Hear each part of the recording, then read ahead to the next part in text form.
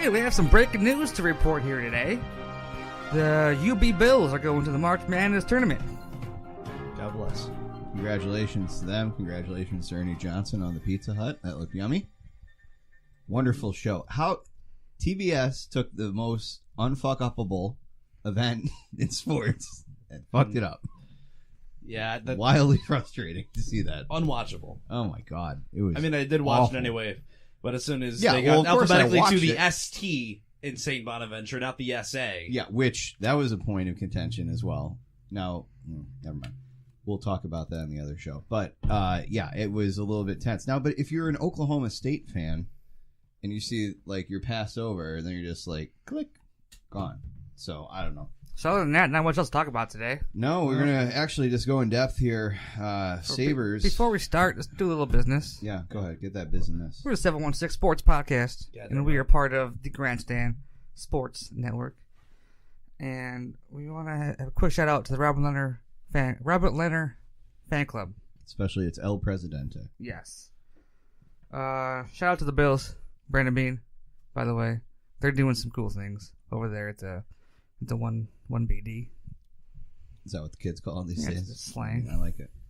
I wouldn't want to be. I wouldn't want to be anywhere in the area if I see Beane coming up, walking towards me. That means I'm probably gone. No, if I'm a draft pick from the previous regime, I might as well be packing my bags. You're right injured, now. sorry piece of crap, and you're not being on this team anymore. Remember what was Buddy Nix's quote when he saw Cordy? Like he was like, I like "It football." made me smile when I saw Cordy Glenn play left tackle." And yeah, we might as well get to it. We weren't really sure if we were going to have anything on Thursday to talk about. It was just going to be Sabres Golden Knights breakdowns. Boy, were we wrong. And thank Shout Christ. out to Brandon Beane making a trade on Monday for us. That's the first time it's ever happened. Yeah. Right. So Easy we do a show. Always a Tuesday. Yeah.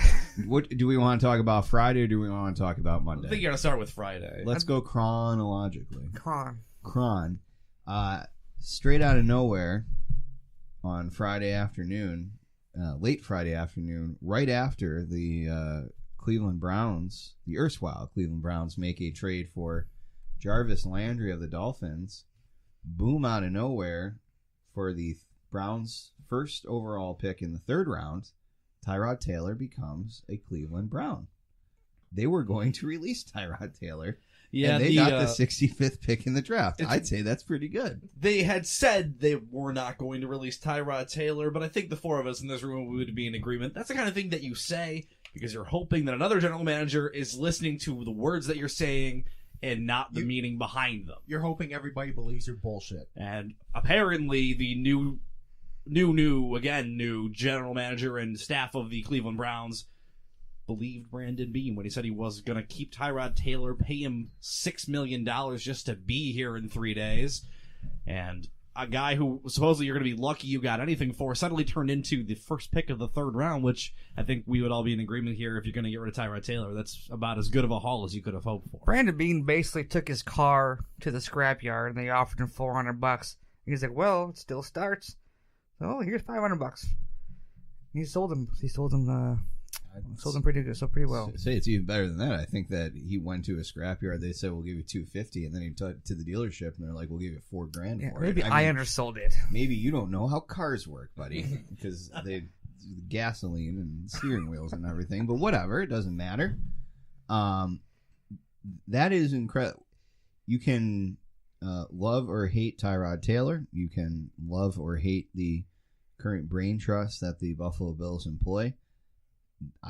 In no way, shape, or form is this anything other than a success to take a guy that was not in any sort of long-term plans for the team. At best was going to be a 1-year stopgap measure at quarterback and turn it into legitimate draft capital where you can now get, before today, but we'll get to that, continue to maneuver and make your way up the draft board coming up here in April and get yourself the franchise quarterback that you have been longing for as a franchise for over 2 decades now.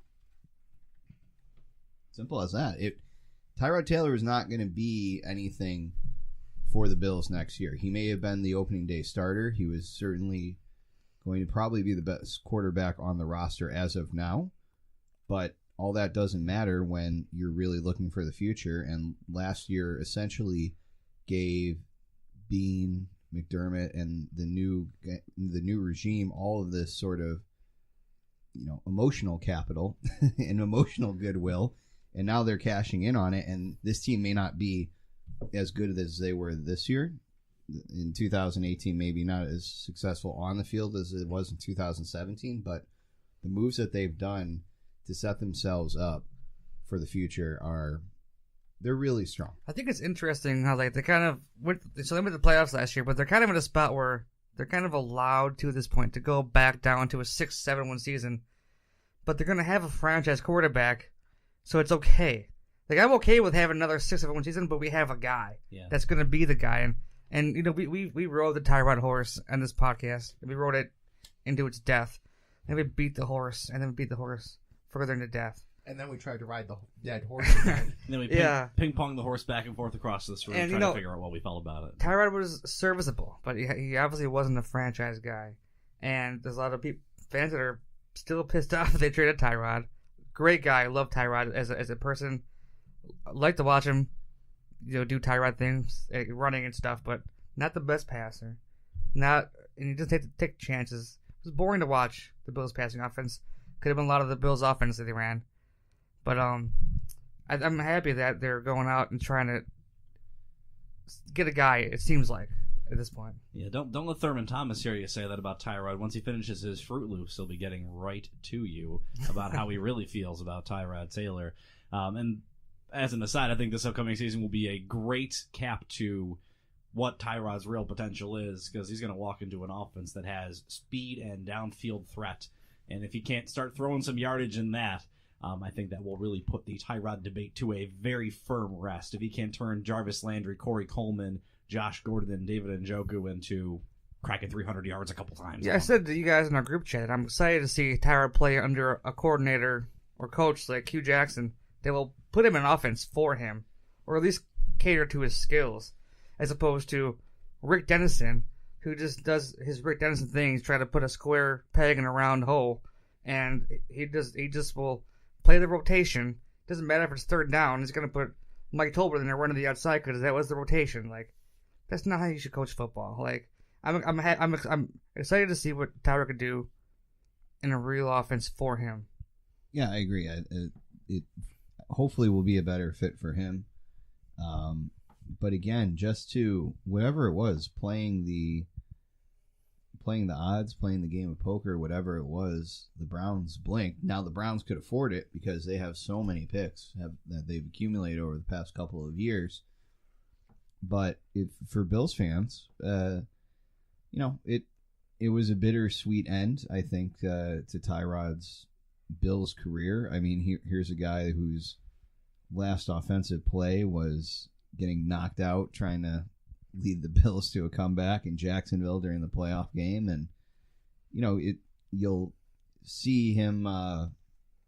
There are worse players certainly on that ring in Orchard Park that I think it would be a hotly debated thing, but I think someday he should get up there. But all that said, you can be the most fervent supporter of Tyrod Taylor, and you still have to appreciate that what the team did from a business sense and in a go-forward mode was the best possible move that they could make. And getting the first pick of the third round really offers you a whole lot of flexibility, and you also save quite a bit of money off the cap. Doesn't matter whether or not you think the guy got a raw deal here or not, if you felt like the arguments were unfair, whatever the case may be, that was about as good as you could possibly ask for. And I would say that transaction is an A+ in terms of being able to get anything out of Tyrod Taylor in whatever kind of open market he had. Because I really do sincerely believe that they were going to release him otherwise. It didn't make sense to me. That's weird. I think it's weird that the Browns would make that trade, because it's clear he's going to be released, and you could probably get him for cheaper in free agency. But I guess you got competition then with other teams. But a third round pick's a lot. It's a high pick to trade for. Well, front office moves are like a giant poker game in the NFL. You got to know who's bluffing and who's being serious. I don't think anybody believed, except for maybe Cleveland, that the Bills were going to keep Tyrod this season. There's really not much of a reason to, like you said, unless he's going to be a stopgap quarterback for the year. But other than that, there's no reason to believe that he was going to be on this roster anywhere past the whatever the limit was for picking up his roster bonus. Yeah, and I guess we don't know all the ins and outs of it, but maybe there was another team out there that had been calling Buffalo and asking about what the price was for Tyrod, and a team like Denver or Arizona that's very shallow at quarterback right now, they were like, well, what, a 5th or 6th round pick? You're talking, Cleveland goes and calls you like, well, we got an offer for like a 4th round pick, but I don't know, we're kind of sitting on it, and then one thing leads to another, and as you mentioned, Bill, they have so much draft capital that maybe they were willing to pay what looks like a steep price to ensure that they get their guy versus letting him go to market and hoping that no other team that maybe has a more attractive playoff short term. Right, and that's why you do it, right? Is you acquire picks to have that flexibility, and a lot of people were they weren't thrilled when you saw the deals that happened last year, trading away a couple popular players in Watkins and Darby, and the teams that you traded with ended up having incredibly successful years. So the picks dropped in terms of what they were in the rounds themselves, but holistically overall, I saw a chart today saying that the Bills, and this is around 2:00 this afternoon on a Monday, the Bills have the second most draft capital of anybody in the entire NFL draft behind Cleveland. So Cleveland just traded some of their surplus, and that's the reason why you get a surplus, to offer yourself that flexibility. So Tyrod Taylor off the team, off to Cleveland. The weekend is quiet. We're all planning to buy our Chris Ivory jerseys. And I do wish Tyrod luck in Cleveland. We love you, Tyrod. Whether or not we really mean it or not, I sincerely think that Buffalo owes you a debt of gratitude for the way you performed admirably under a very difficult situation and led the team to breaking the longest playoff drought in North American sports. So, c'est la vie, safe home. You're not dead, but we're just going to treat you like it. Because now we got to talk. Cleveland is basically hell. It's a beautiful industrial city. It's on the rise, Ohio City. Go Tribe, go. But we have another thing to talk about, because all of a sudden, out of nowhere, there were some rumblings on the Twitter.com that people were really interested in Cordy Glenn. And that's fine, because I don't think Bills fans are super interested in Cordy Glenn after a star-crossed career here. Injuries, sometimes lack of performance, and a really big contract extension that was handed out by Doug Whaley. Yeah. Previous regime. So, out of nowhere, late in the day, about 4:00 Monday afternoon, Cordy Glenn is traded to the Cincinnati Bengals. Buffalo's favorite son. This is to make sure that Andy Dalton can hold up for another season, and so he can throw another pass in Week 17 to lead the Bills to the playoffs. They swap first-round picks, so the Bills give up their original first-round pick at 21. They get Cincinnati's 12th overall pick, and there also is a swap of 5th and 6th round picks. The Bills sent their original 5th round pick to Cincinnati for the Bengals' original 6th round pick. And keep in mind, the Bills still do have Jacksonville's 5th round pick this year, which was exercised, I believe, in the Marcel Darius deal. So, talking about a lot of draft capital, guys. It's been that much closer now to doing whatever you want, and in a position in 12 where there's a lot of teams that may or may not be moving ahead of you. You could find a quarterback at 12. You could find, most likely, either Baker Mayfield or Lamar Jackson, or both, at 12, if you're willing to be patient. But by doing that, you have the ammo. You can give up 12, 22, and one or two of the second round picks, you don't have to sacrifice anything next 12, year. 22 in that first pick in the third round you just got from Cleveland for a freebie. Nothing next year, and you can immediately shoot up, I think, into the top 5 and grab your franchise quarterback. And that is huge. That nine spot jump, very reminiscent of what the Eagles did when they went and got Carson Wentz a couple of years ago. Not saying that you're going to get Carson Wentz, but the Bills now are in a really nice position when it comes to having really control of the first round, in my opinion. The Bills have control of the first round? I think you're probably right. I think the Browns really have control of the first round with those 2 picks so high. But I don't think people are as worried about what the Browns are doing much as... They can do so much with it. I mean, they can, but the Browns need to do so much with it. Well, the Browns need to do something with it, regardless of what it is. What they do a lot. What they do will affect everything so much. So kind of what I'm saying. Sure. No, I understand that. I think it's weird that the Bills do want to trade up that high. They almost have to trade into 2 or 3. Because the Broncos and Jets, the Jets for one aren't going to trade up there with the Bills. Of course. Because they need a quarterback. They're not going to give the Bills a quarterback. The Broncos need a quarterback desperately, and they're not going to leave that spot, I don't think, unless you get to give them a king's ransom. And the only thing you're really left with is the Colts and the Giants, who both need guys, but I mean, the Colts don't need a quarterback right now, provided that Andrew Luck is coming back healthy this year, which, God only knows if he started throwing real footballs yet or just some heavier water-laden footballs, or whether he still has an arm. It's never been seen. The Giants, apparently after benching Eli Manning in Week 17, have decided that they want to continue riding Eli Manning into the sunset, even though there's... Oh, no, that was a Ben McAdoo move in Week 13, just randomly out of nowhere, because apparently he gone. Yeah, and then he got fired. So, both those teams are teams that can use more draft capital to fill a lot of holes on their rosters. The Colts got holes everywhere.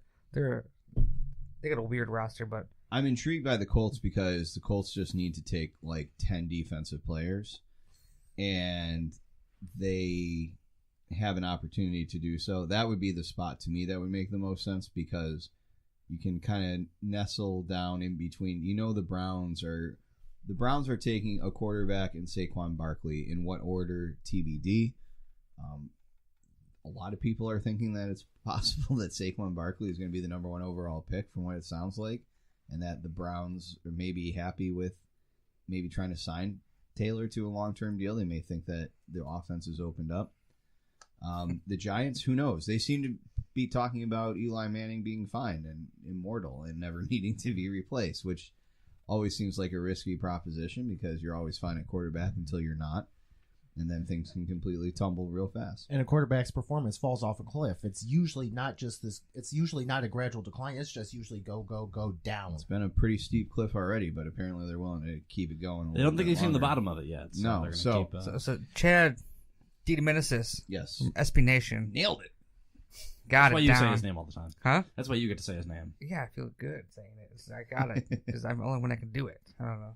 Anyways, he tweeted us. He said, "Is Eli Manning elite enough for the Giants to trade the Bills the number 2 pick?" And he's going to hang up and listen. All right. Well, thank you Thanks for for the call. Yep. Click. Thanks. Oh, man. It's so hard to figure. The Giants are a very traditional franchise. They operate kind of in a traditional way more than a lot of other franchises. I kind of get the feeling like there isn't a huge analytics department for the Giants, and that they're very much they don't have a director of football operations type thing. They're general manager reports to the owner. They're going to hire, run a more traditional style of offense, like a West Coast kind of thing. Of all the teams in the top 5 making the wrong decision and staying pat or thinking that they're set where they probably should make a pick, I would say the Giants are number 1 in terms of saying, yeah, you know what, we got Eli Manning. We can get 2 or 3 more years out of this guy. We're good. We're going to take the best defensive player available, or what would really be funny is if they took Saquon Barkley number 2. Actually, that's part of my logic behind seeing Cleveland doing the number 1. The Giants, if they are standing pat with Eli and not trading that spot, I could totally see them. A team that's running Orleans Darkwa and Paul Perkins being like, we could really use a shot in the arm. Yeah, that's the problem with our run game. I mean, here's a fucking hot take for you guys. I mean, the number 2 pick, the Giants are kind of their trade they made last week for the linebacker, right? Forget who they traded for last week. Alec Ogletree. Yes. Oh yes, yeah. So they're clearly trying to go for it here. They got Eli Manning for another at least 2 years. They have Brandon Marshall. They have Beckham Jr. Brandon Marshall they're definitely a team that thinks that they can contend every year and that they should be. They don't really have right now is a running back to go with their passing game. Like and the Bills team, they're trying to kind of clear cap here and acquire draft capital. If they want to trade to 2, how much do you think? Do you think it's possible LaShawn McCoy is in that trade package? I would hope not. I mean, because LaShawn McCoy is not going to be part of these teams in the future with this franchise quarterback. He's got another 2-3 years tops. He's not going to be. I mean, it makes sense. I usually hate your hot takes. I will say that if you can get anything of significant value for LaShawn McCoy, you go ahead and do it this offseason. I mean, a first and LaShawn and another couple picks, and you still have another pick. You save your another one of these late round first picks you have. I don't think to get up to 2. I think you got to use both 12 and 22. And if you did 12 and 22 and sent LaShawn McCoy, I don't necessarily think you would have to put another pick in there. Maybe you throw in like the 6th rounder. I don't know. Yeah, it's like maybe a. And for his salary, yeah, at his age. Oh no, I agree. And he's not going to be part of this future. I don't think it's far out of the question. I hate running backs that are lasting that long. To me, I think it's. You're waiting to see it happen because it's happened again and again and again. So rarely, and especially somebody with such a high usage rate that LaShawn McCoy had. I mean, he was the offense in several games last season, and they don't make the playoffs if LaShawn McCoy doesn't perform the way he did in some of those games. So, that said, again, he's somebody that was brought in by the old regime. He is nearing the end of his usefulness as a player, and if it's if it's a business decision, I think that you absolutely consider, maybe even not in that package, but I think you consider doing something with LaShawn McCoy this season. What his market is, I'm not really sure, but if somebody's really hurting for running back and you're already kind of resetting everything anyway, I don't know, is LaShawn McCoy the type of guy that you really want? So what is your running back 1 position? So who's your plan for that? I don't think he's on the roster right now. I think you grab somebody in the 2nd or 3rd round, and I haven't really. I don't. I don't. Rashad Penny, early 2nd round. Yeah, I don't even want to say necessarily I know who that player is, but I think you just kind of roll with a committee and just go with it. If Ivory's the game 1 starter, fine, but you basically have a 1A, 1B, which 25 teams in the NFL are doing anyway, and I think you consider it. And then would you say if bring back Cadet is maybe your 3rd running back? I would be fine with Cadet, like as a depth guy. I think third down receiving running back. He's a guy that can touch the ball 8 times a game, and I'm fine with that. Yeah, and in this situation, you could totally go out in the 2nd round and grab yourself a Rashad Penny or Sony Michel, one of those 2nd-tier running backs. And I mean, there's been how many running backs taken in the 2nd to 5th round the last 4 to 5 years have been dynamite. I mean, Kareem Hunt wasn't a top 5 talent coming out of the draft. No, and Alvin Kamara wasn't even considered the top running back on his team by Tennessee coaching staff. R.I.P. Butch Davis. But Justin has pulled up both information on Adrian Peterson and DeMarco Murray over here, to which point I would like to say thank you, no thank you. I think that was very sweet of you to do with them. They are free agents. Jamal Charles, I see, is also on that list. Are you trying to compile a list of over 30 running backs here? Why not? Some of the young ones aren't cut. He's doing a great job. It's weird to think that LaShawn McCoy is younger than DeMarco Murray, though, to me. It feels like DeMarco Murray was such a flash in the pan, and DeMarco Murray's hamstrings are at least 35 years old. Well, his entire body is 30, and he is, and yeah, it doesn't make it seems weird to me, but BOMFL or something like that. Yeah, and it looks like Frank Gore is also going to be cut, and that's also a hard no as well. So, yeah, I don't know. I think you end up, like I said, just trying to find somebody in the 2nd, 3rd round. If you're going to keep some of those picks, I'd be fine with it, because eventually you're not going to be there. I guarantee you, no matter what happens, LaShawn McCoy will not be used as much this season, one way or the other, as he was last year, because I think they got dangerously close to jumping off the cliff there with him, and I don't think they want to do that again. I mean, especially the last. I don't know his numbers from Philly, but I know the last 3 years he's gotten a lot of touches here in Buffalo. That's something you really can't continue as a running back, is getting hundreds upon hundreds of touches and think that this guy's going to have a long career. Yeah. No, you can't. And so I think it would be a very tough sell to the fan base to do it without having that new shiny toy like a franchise quarterback. But I do think that it is a smart move, and if you're continuously looking to save money, I think that here's another move that you can make where I think you'll be able to do that. And McCoy will be 30 when the season starts this coming year. His birthday's in July. So, yeah, I mean, it sounds heartless, but here's a guy that has had so many different ailments, just little nicks and bruises and stuff over the past few years, that it just feels like the big one's kind of inevitable at this point to me. So I would get out of it, but we'll see. I know it would be an unpopular decision. A big, unexpected trade that no one saw coming, especially the one that came down today. I got in a car coming home from Akron for work, and I was like, holy crap. But, I saw a good tweet. I don't really retweet on here too much, but someone named, this is a fun last name. I don't know how the hell to say it. John Bunaguro? I have no idea. I'm sure that's absolutely it, and he's listening, and he appreciates it. Said Bills management now expect to win instead of hoping to be competitive. Big culture change in Western New York. I thought that was a great tweet. I mean, the callers on GR this afternoon sounded pretty happy about it. They've certainly... I mean, it's one of the few times that I think the fan base in recent history has been fully trusting and almost kind of seeing the plan that management has laid out in front of them. We understand why these guys who were not part of the long-term solution are getting moved. We understand why they're acquiring the draft capital. I think everyone's just waiting now for the one last step, which is packaging XYZ asset and then going up and taking whoever it is. And then the next debate is just about who they think that top quarterback is to them. Anyone but Allen. Now, of course, that's who everyone's been rumored about saying the Bills love today. Now, not trying to segue this into Sabres at all, but someone I really feel bad for at this point is Jason Botterill. Got Brandon Beane, who has assets to trade, and he's having an offseason and a half at this point, and there's still a draft and free agency to go, and it could get better. And you got Jason Botterill, who has jack shit to trade.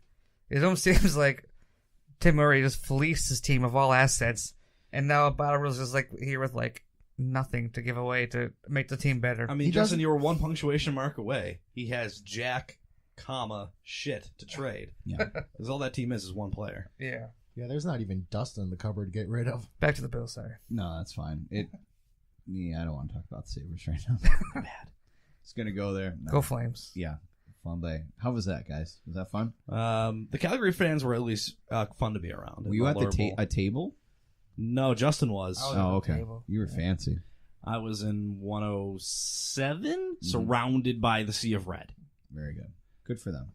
It was traveled surprisingly well. Yeah. This huge Southern Ontario contingent, I'm sure, that just has all the Canadian teams in their closet. A lot of Toronto. As long as you make sure you get the right team. There was a player on the team who was a London Knight, and he had a huge fan club coming down. That's why. I read about it. I forget who it was. That's the junior hockey there, eh? The junior hockey. Yeah, I went up to the St. Catharines barn there a few weeks ago. Yeah? Yeah, it was good. How'd it go? Oh, it was good, yeah. Good. Saw the wrestlers. It was fun. They were wrestling. So now, ultimately, let's throw the cards on the table. What do you think the Bills do? Do they stay at 12? Do they move up? What are they doing? What's their master plan? Give me some predictions on what happens. Go ahead there, Heffy. I think they want to move up to 2 or 3. The Giants move, especially if they're keeping Eli, makes a lot of sense. The Colts, for reasons that you mentioned, just need to acquire a large volume of warm bodies who can tackle. Makes sense for them to maybe trade out of 3 and then take 3 to 4 picks to kind of plug some holes. At the very least, now they're in a position at 12 where if they stay there, they can probably get someone at quarterback who is good and can lead the team, whether it's Mayfield or Jackson. They're no longer in a position where if they stayed pat, they're probably going to miss every single available top quarterback, which at the very least, what they did today makes that good. I think they trade out though. I think they try to get top 5 probably because of where those teams lay between 2 and 4. I think they really have their eyes set on someone. Who it is, it's hard to tell at this point, whether it's Rosen, Darnold, Allen, Mayfield, whoever. But I think they have full intentions of trading him to get their guy at this point. Mike.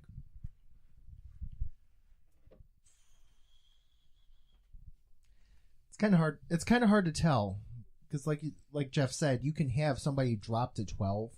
Sure. Especially since you know that if the Giants ride Eli Manning, they're probably not in the sweepstakes for one of the quarterbacks. Mm-hmm. Colts, unless they're looking for a plan for if something happens to Andrew Luck, they're not in the sweepstakes for a quarterback. So I say if they move, it's probably going to be try to get into the 5 or 6 range. And who do you think they take if they get up there? Whoever they see is the best available quarterback left. Because I don't have their draft board, so I don't know who they... Yeah, no, I But understand. whoever they see is the best one.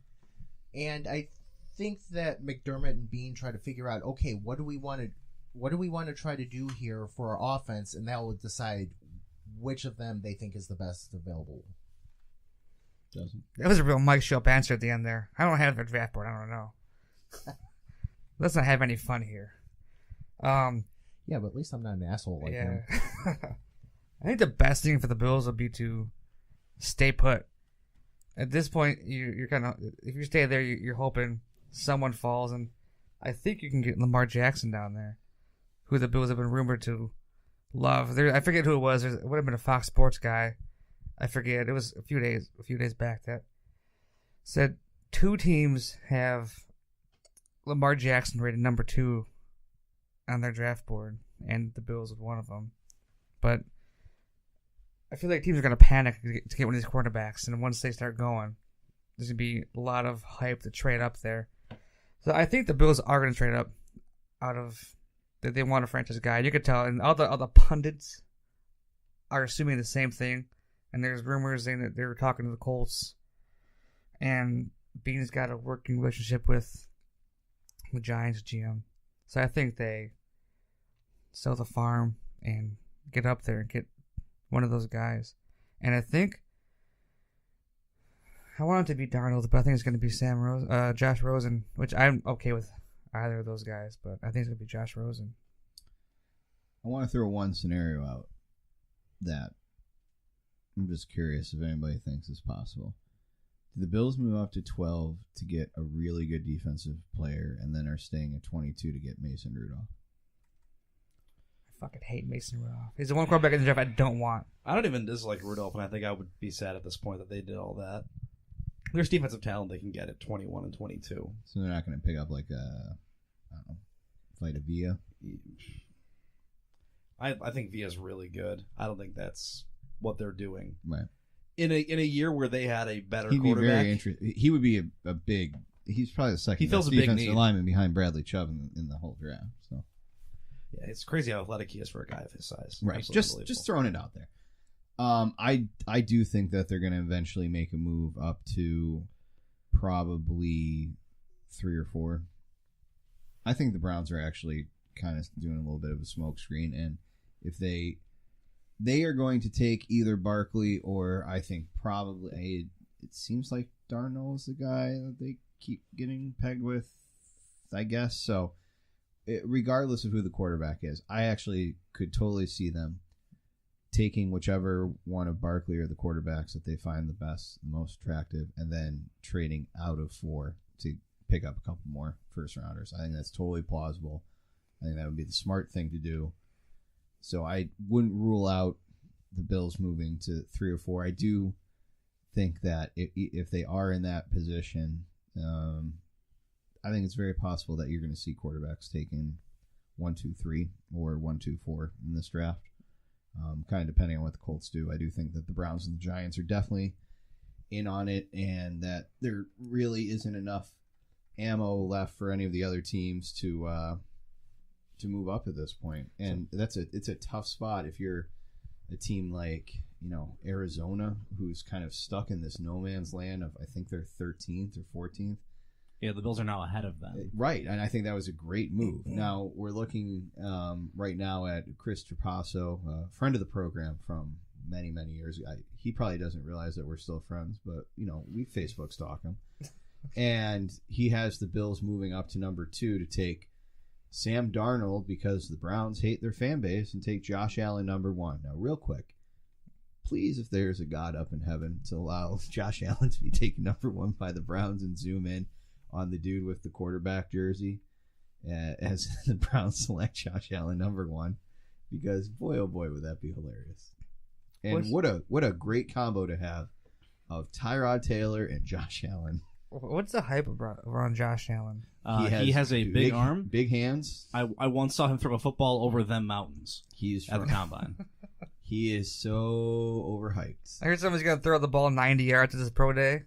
He is like big arms. How useful is that in a football game? How much?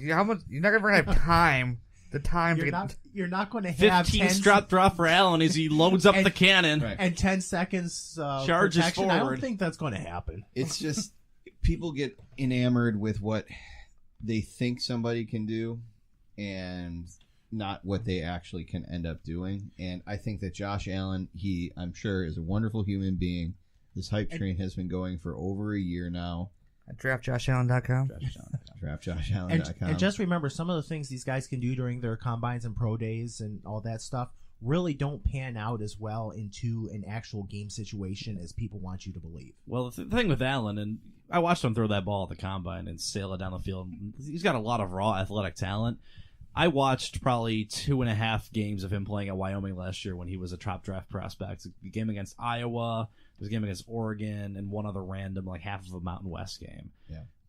He might have the raw talent. He still doesn't read defenses and make plays into coverages and windows. He's got a big, powerful arm, but that's not going to translate to every aspect of the football game. I can see where the Browns think, all right, you're just going to throw it as deep as you can. And I mean, man, if they're going to actually take Josh Allen, then maybe they would just stay put at 4 and take Saquon Barkley and just try and surround him with the most possible just raw talent in terms of the skill positions is humanly possible for Cleveland. But it still just doesn't always, I don't know, it just seems like there's somebody like Mel Kiper hates stats from Lamar Jackson, but then citing stats of Josh Allen, or I don't know, man. It's just I just don't really understand the whole. And you can have all the raw talent in the world, but have not the right decision making or quick thinking ability that you need to play quarterback. And I think someone like Rosen is a great quarterback because he's confident in his thought process, makes smart decisions, and doesn't hesitate.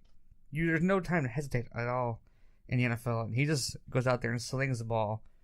That's what I think about Darnold too. He just kind of goes out there, makes his read, and lets it rip. And the rap on Rosen is that he doesn't love football. Yeah, he has. He has thoughts outside of football. He's not a fucking football robot that just eats and sleeps it. I don't know. I think he's an intelligent guy who puts his brain in other spots, like a real human being should, not just be a football robot. Yeah, I hate that knockout. He has outside interests, and his upbringing, because he's a rich kid from the suburbs, that was a knock against him. He wore a fuck Trump hat while golfing. That's a knock against him. And that he may have other human interests, and he seems to be very, very thoughtful, and not just flippant answers when people ask him questions. And apparently that's not the style these days. We just like when he was interviewed at the combine, I was thoroughly impressed. I was like, wow, this guy's a real person, not a mindless drone. He's a guy you can get behind as a person and a player. Right. So, and I think that he would, his antics would be, how should I put this? His antics would annoy some, But if he was a different player, his antics would annoy some even more. And I'll go with that and leave it at that. I would be thrilled with Josh Rosen. I think having some time to digest it, the only scenario where I see that the Bills actually take, like, Vita Vea or whoever, Roquan Smith, someone at 12, is if they get to 12 and they don't make a move until the draft, they get to the draft, and the guy they want is gone before they can make a move up. If they want Josh Rosen and Cleveland takes Josh Rosen number 1, I mean, maybe they trade down, maybe they stay at 12, maybe they go take their second best quarterback if there's someone they like a lot. I would say that scenario would have to happen where the Browns and the Giants go 1-2, take quarterbacks, and 1 and 2 on their board matches up with the guys that were taken. And then even then, it depends. We don't know. It depends on how much you love guy number 3. Yeah, it depends on how many high grades they have out of those top 6 quarterbacks that are there this year too. Certainly. And in that scenario, I guess I would rather them take Vea or Smith or someone than force Josh Allen into a system when they don't want him here. But yeah, I think we'd all be pretty disappointed in that case. I agree. But we're not professional scouts, and we're not running a professional team, so we can just say what we see. Though, so great show.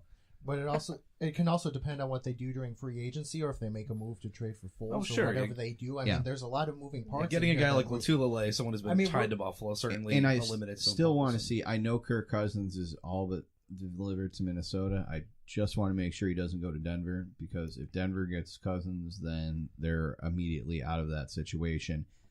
There are teams that could still be, if Case Keenum signs a long-term deal in New York because Pat Shurmur's there, that's still a possibility, I think. I can't rule that out. It would be a weird thing with Eli Manning, but I'm not 100% sold that doesn't happen. Today, before all the Cordy Glenn stuff broke, Sam Bradford was a big candidate for the Bills. Do the Bills still try and see if they can get Bradford on a short-term deal, a 1 or 2 year deal, and maybe then they are more willing to take a guy like a Mason Rudolph or a Lamar Jackson, who may need a little bit more time and may not be immediately ready to go day one. There's still so many opportunities for these guys to sign places. We don't know yet. We don't know. Bradford and Bridgewater are kind of interesting scenarios too, because they're both guys that are going to be out there looking kind of for prove-it deals. They were both pretty good when they're on the field. They just had, and you can't say that like Teddy Bridgewater is injury prone. He had a horrific freak accident. Mm. It's going to be 3 summers away. I don't know. Maybe the guy can do it still. If you can evaluate and get some sort of read on his medicals, I don't know. When he got hurt, he was starting to come in his own too. He was really starting to figure it out. 2 years ago. Yeah. Well, they had just gone to the playoffs.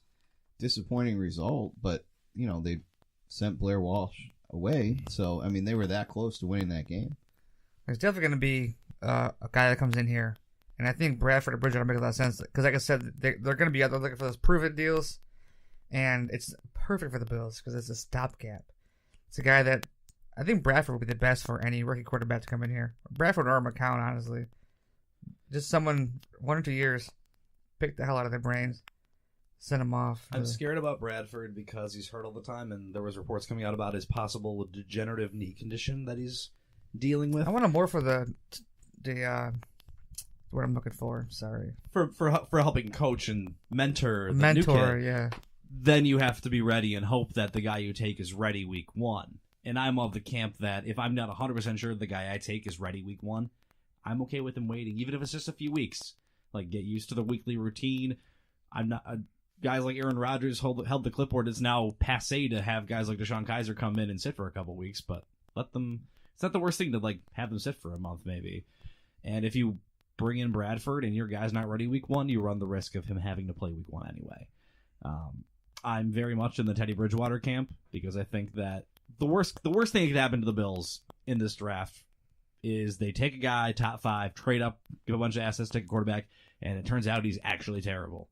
That'd be very Buffalo, or at least very last 17 years of Buffalo, maybe before Beane and McDermott.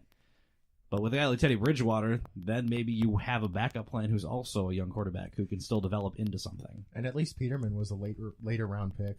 Yeah. That's the thing. If Peterman turns out to be nothing more than a second, third string quarterback in his career, that's not a loss. No. he was a 5th-round pick at quarterback. It was just everybody said that he was the most NFL ready. And then the Chargers game happened. It's still funny. I mean, it forever. Didn't Mel Kiper once say that Blaine Gabbert was the most NFL-ready quarterback out of his draft class? I think or he'd say Jake it was Locker the about most his draft dynamic. class? Well, I believe Ryan Jamarcus Russell Nassib about was his the draft most class. pro-ready Ryan out of his. Nassib. Ryan Sorry. Nassib. Ryan Nassib was also very ready for the NFL. And our noted tight end Logan Thomas once led his draft board. So, we have reason to believe. Why did you pull that name up, you jerk? Offensive tackle Mike Williams. Oh, God. I was going to make a joke about hopefully they trade the number 5 pick because they're terrible in the top 4. Samuel Watkins, Mike Williams, Marcel Darius. Let's trade to 5. Maybe they get better luck there. Well, 2 of those guys were fine. They just got rid of them. Well, they didn't stay. They're gone. True. That's my point. That's fair. So you're telling me those guys are all not going up in the Ring of Fame in 10 years? No. Riverside Mike, we could get him. No, not happening. Can't even stay in a locker room. Yeah. Yeah, I was reading today that people were saying that Kirk Cousins could get a fully guaranteed deal. Good. Every NFL contract should be fully guaranteed. If you're a fully guaranteed quarterback at 90, it's going to be $100+ million probably. It's fine. What do you have to play for?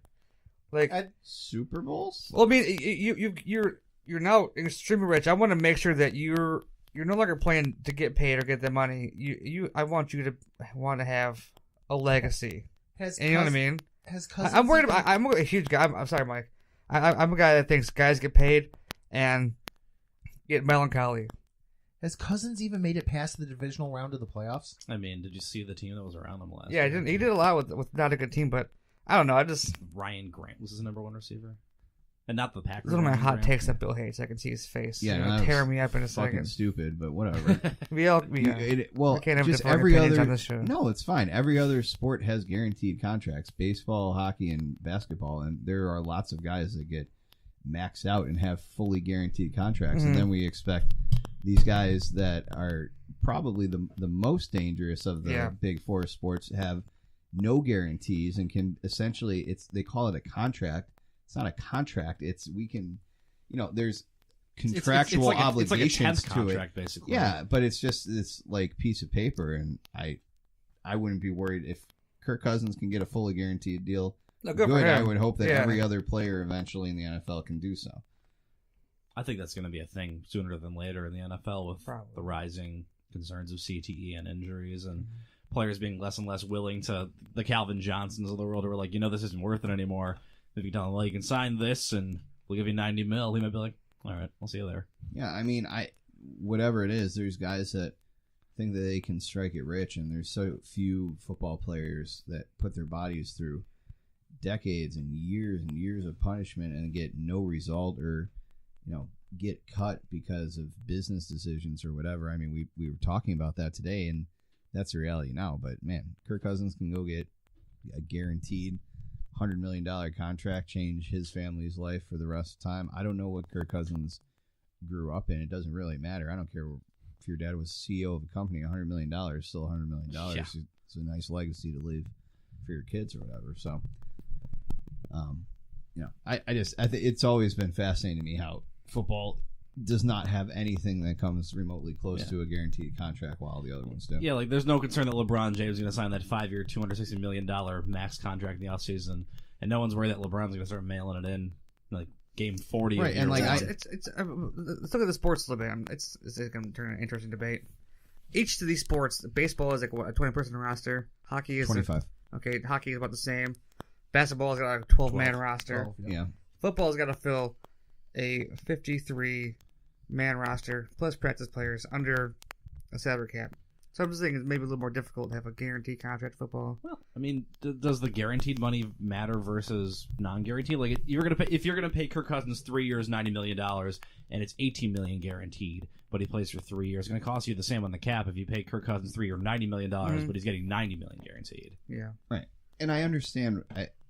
The argument has always been that injuries are so prevalent in football that they have to have non-guaranteed contract, which is bullshit. But that's the argument that they'll make, is that they need to have that flexibility in case somebody has a career-ending injury. But it's also very easy to sit down at a negotiating table and actually negotiate these things and realize that your labor supply is I mean, we're talking about in 20, 30 years, is the NFL, is football in general, even close to this, because we know of CTE and all these other sort of chronic conditions that are killing these guys, like literally killing these guys. Like, look at, Junior Seau, when, what was he, 45 when he, I mean, it was something like that, yeah. Super young, and we've seen all these other guys. Something was wrong, too. Mm-hmm.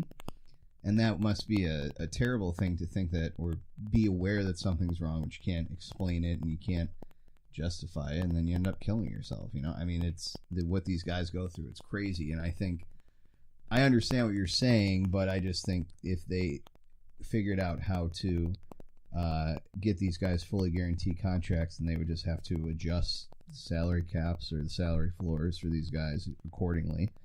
And even if guys were only making $200,000 or $400,000, say if the minimum contract was $500,000 a year, at least those guys know that if they break camp and they're signed to that 53-man roster, they're going to get $500,000. Yeah, I think you see salaries drop a bit for those lower guys. But when I said that about Kirk Cousins, I wasn't saying that these guys shouldn't get guaranteed contracts.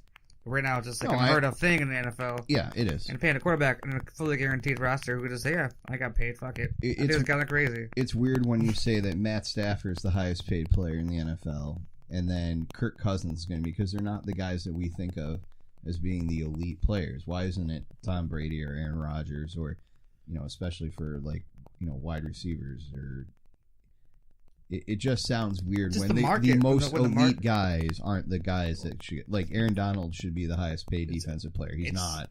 It's when the market hits. I mean, when Tom Brady re-signed his contract, the market for quarterbacks was different. And he also, knowingly and willingly took less in his market value. He also has a lot of money from commercials and advertising. And his wife earns more than she does, and more than he does. So, I mean, he's a unique situation. He can afford that, but other guys can't. So it would have been interesting. Say all these Tyrod gymnastics that we've done over the last 2 off seasons aren't happening if there's guaranteed contracts, right? Mm-hmm.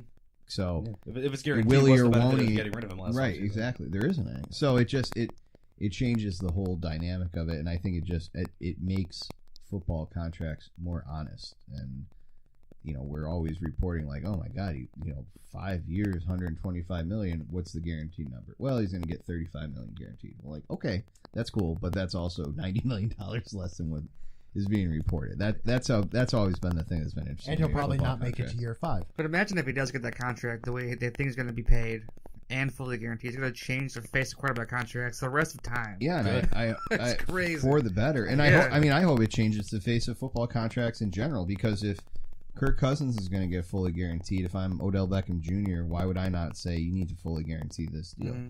And if the Giants don't, fine, I'll walk. I'll go find. There's 31 other franchises that'll give it to me. Guys like Beckham, Antonio Brown, Le'Veon Bell's a big one coming up. Pay freaking Le'Veon Bell. He's like, I'm not reporting until week 1 next season. Good, he shouldn't. It's bullshit. There's no reason that man should be risking his career and livelihood in OTAs and training camp for a team that won't even give him. But I also, near his value. I mean, I understand from a business point why the Steelers are doing it. I totally get it. But I don't you can't have it both ways, though. You can't consistently try to underpay him and then simultaneously want to keep him because he's too important to your team to get rid of. Right. It's talking out of both sides of your mouth. Yeah, you only get one or the other of those. Right. I mean, it's Cousins with Washington back-to-back years. Like, you either have to acknowledge that he's too important to let go and sack up and pay him whether you like it or not because you need him here. Yeah. Or admit that he's replaceable and spend that money elsewhere. You can't. And again, if it's guaranteed contracts and how that would affect franchise tagging and market value of all players, the franchise tag is based off a percentage of the salaries of the position. If everyone starts getting guaranteed money and good money, then franchise tagging might become a less valuable thing too. I think it's there's certainly value to it for the teams, but it sucks for the players. Absolutely. Terrible for the players, talented players like that. Tell you what, though, after today, I can't wait for the draft. No, I haven't been this pumped for a draft in a long time. I think this ranks up there. It sounds weird to say the E.J. Manuel draft in retrospect, but everybody kind of thought the Bills were going to move, and that was at least an interesting draft when they traded down. When was the last draft there were this many highly touted quarterback prospects? Well, there's always those guys. The E.J. was Smith, E.J. Yeah, but Nassib. none of them ended up. Yeah. Those guys are actually terrible. Yeah, and then what was it before? Bortles. There was one other. Lux draft. Wasn't it 2010 had Cam Newton? The year that Cam Newton was, or is either 2010 or 2011. Like that was the year that Christian Ponder was taken and Jake Locker was taken. Yeah. I think Blaine Gabbert was in that draft. Yeah, no, that's the draft that has my favorite SI cover of all time. Locker, Gabbert, and Cam. Locker, Gabbert, and Cam. Who will you choose? I think the last great quarterback draft was probably 2004. Eli Rivers. Oh, Eli Rivers. Yep. And Roethlisberger. No, and I have those that are draft open right now. I was thinking the exact And then I same think thing later you on, were. that round was J.P. Lossman. Was that draft? I think he was- JP went 22 in that round. Eli went 1 to the Chargers, and even though he didn't want to play there, Rivers went 4 to the Giants, and they infamously swapped. Ben 11 to the Steelers. And even then, that's a lot less guys you think are going in the top 15 than we could feasibly see this year. Yeah, I remember. Was it 2000? Is it 2010 or 2011? I mean, it's 2011 because Auburn won the 2010 championship. So that one, the only other one that sticks out to me in modern times, I believe, was 1999, and that was 98. Yeah, 99 was Tim Couch. I believe Donovan McNabb, Keely Smith was in that, Cade McNown, and there was one other quarterback that was taken, and I believe that he was okay too. But McNabb was the only guy that really stood out in that. So there's been a couple of these highly thought of quarterback drafts, but a lot of times, like, it felt like taking Blaine Gabbert 10th was a reach. He was going to be like a long-term project. Christian Ponder 7 was a reach. Yeah, and Taking EJ Manuel 16 was a reach. Come on. He was the only first-round quarterback that year. We talk about Geno and all those guys. I actually went through that draft at the bar the other night. Nothing good came out of that quarterback position in that draft. Wasn't the second quarterback taken in that draft Geno Smith. in the third round? Second round. Second round? Geno went in the second Geno round went to to the Jets. Yeah, And I believe I thought hearing going into that draft that the best graded quarterback, even though Nassib was supposedly most pro ready, I thought they were saying that the first quarterback going to go in that draft was in the third round. that 99 draft, real quick. I said Couch, Donovan McNabb, Keely Smith, and Cade McNown. The other one I was missing was Dante Culpepper was taken in that one. You guys see my tweet And earlier? those guys were all taken in the top 12. You guys see my tweet earlier? My Devil's Advocate tweet. You use Twitter? My Twitter.com. M. Night Shyamalan plot twist. Shyamalan. Yeah, and nobody wants that, so Nobody stop wants implying that would even be a thing that would happen. I had to be the jerk. So And you don't know about that foot, man. You undersold 2011 a bit, by the way, Bill. So Cam, Locker, Gabbert, Ponder, top 12, but also notably taken early second round. Andy Dalton and Colin Kaepernick were also pretty highly touted that draft, too. yeah, and I those really guys wanted Kaepernick that draft. So. ended up working out pretty well for those teams, at least in the windows that they were successful in. So I got a new take for what the Bills are going to do with the draft. go ahead. They're going to stay put at number 12. Mm-hmm. Take a quarterback and have Jim Kelly announce it. Honorary number 12, baby. What a fitting tribute. That would be a beautiful moment. I've stalled everything now. Well, so. no, because I was thinking about things to say, but I'm not going to say anything. So. Just say it. No, Tell me I'm dumb. no, I'm not saying that you're dumb. You have 17 times already this podcast. You're very handsome. Well, you're the whole issue where, like, I don't know if the guy should be fully paid. That was kind of a dumb thing, but that's fine. Well, you know what? I worked created through that. discussion. We did. Just launching point for conversation. Just having a conversation about sports over here. That's all we're doing. I didn't say it'd be dumb. Did I No, say it was dumb? No. And we notice we're core forward tonight too. Huh? It's the core forward. Yeah, I know. All of our auxiliary friends Had better ditched things to us. do. Yeah, apparently. Board meetings and work / watching Raw. Yeah, What I six can of tell. one, six of one, half Work? dozen of the other. You drove from Akron today. You drove to Akron, Dude. saw Akron. I woke Left up Akron. at 4:30 to go to work today, and I came home, and now I'm here. I can't wait to sit and stare at a wall when you guys leave. Yeah, man. Good thing we're recording an entire other episode right after this. Are we still doing that? Yeah. Okay, fine. All right. Well, we should probably get going then and do that. So, Yeah, we gotta get Thanks on for that. listening to the local podcast this week. The Sabres are fucking garbage, and I don't want to talk about them. Have a good week, everyone. Go Just hit the Bandits! stop button.